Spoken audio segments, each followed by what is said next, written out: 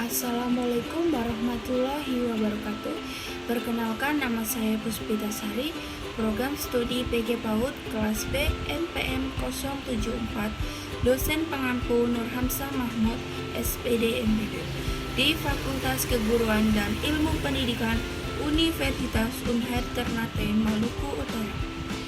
Di video kali ini, saya akan membuat sebuah proyek untuk memenuhi ujian tengah semester mata kuliah teori pembelajaran.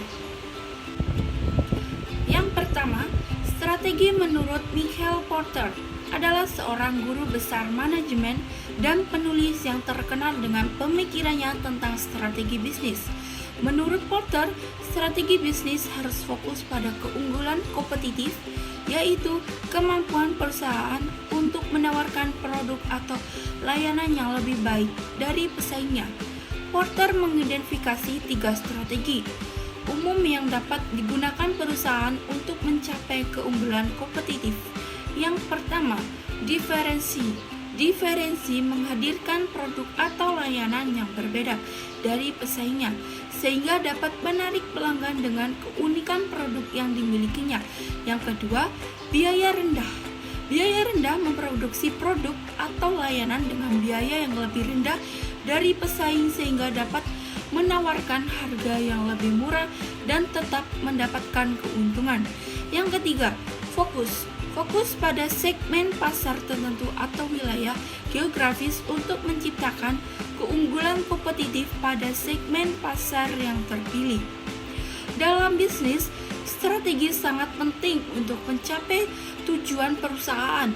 Oleh karena itu, memahami strategis yang tepat dan menerapkannya dengan efektif dapat membantu perusahaan Anda mencapai keberhasilan.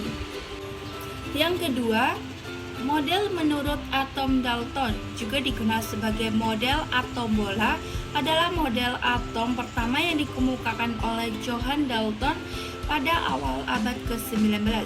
Model ini menyatakan bahwa atom adalah bola padat dan tidak dapat dibagi lagi, dan bahwa atom dari unsur yang berbeda memiliki massa atom yang berbeda. Menurut model Dalton, atom terdiri dari 3 bagian utama, yaitu yang pertama, proton, neutron, dan elektron.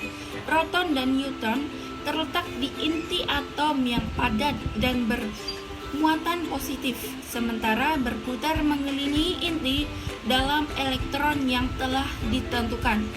Model atom dan Dalton terletak berkembang selama bertahun-tahun sejak pertama kali diperkenalkan, dan sekarang kita tahu bahwa model bola atom tidak sepenuhnya akurat.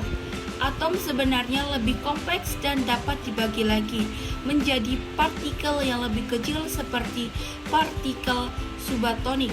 Yang ketiga, pembelajaran menurut Robert Gagne adalah seorang psikologi dan pakar dalam bidang pembelajaran yang telah mengembangkan model pembelajaran yang terkenal. Menurut teori pembelajaran Gagne, terdapat 9 prinsip utama yang harus dipenuhi dalam sebuah proses pembelajarannya yang efektif. Yang pertama, menjelaskan tujuan pembelajaran, memberikan gambaran yang jelas tentang apa yang dipelajari oleh siswa. Yang kedua, motivasi siswa, meningkatkan motivasi siswa dengan menunjukkan manfaat dari pembelajaran dan memberikan umpan balik positif. Yang ketiga, menambah pengetahuan awal, mengaitkan materi baru dengan pengetahuan yang sudah dimiliki oleh siswa. Yang keempat, menyajikan informasi, menggunakan metode yang tepat untuk menyajikan informasi yang harus dipelajari oleh siswa. Yang kelima, memberikan panduan dengan jelas tentang bagaimana siswa harus memproses dan meningkatkan informasi yang lebih dipelajari. Yang keenam, memberikan umpan balik yang kognitif agar siswa dapat memperbaiki pemahaman mereka. Yang ketujuh, meningkatkan pemahaman, memberikan kesempatan kepada siswa untuk menguji dan menerapkan pengetahuan yang telah dipelajari dalam situasi yang berbeda. Yang 8, mendorong rentesi dan transfer, mendorong siswa untuk mempertahankan dan mengaplikasikan pengetahuan yang telah dipelajari di masa depan. Yang ke-9, mengevaluasi pembelajaran. Evaluasi terdapat proses dan hasil pembelajaran yang dilakukan untuk mengetahui keefektifan proses pembelajaran. Dalam teori pembelajaran Gengne, guru bertanggung jawab untuk memenuhi semua prinsip untuk menciptakan pengalaman belajar yang efektif bagi siswa. Yang keempat, belajar menurut Bruce Frederick Skinner adalah seseorang psikologi yang terkenal dengan teori perilaku operan.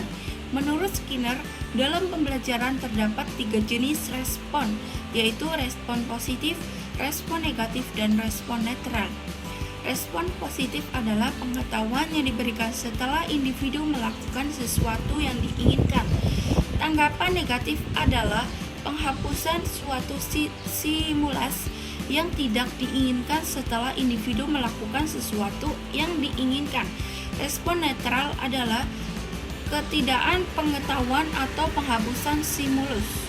Skinner juga mengatakan bahwa pengulangan perilaku yang diinginkan dapat memperkuat perilaku tersebut, sedangkan pengulangan perilaku yang tidak diinginkan dapat memperlemah perilaku tersebut. Dalam konteks pendidikan, teori Skinner dapat diterapkan dalam pembelajaran dengan memberikan ikon pengetahuan positif dan netral terhadap perilaku yang diinginkan, serta memberikan penghapusan stimulus negatif terhadap perilaku yang tidak diinginkan. Hal ini dapat membuat meningkatkan motivasi dan kinerja siswa dalam belajar.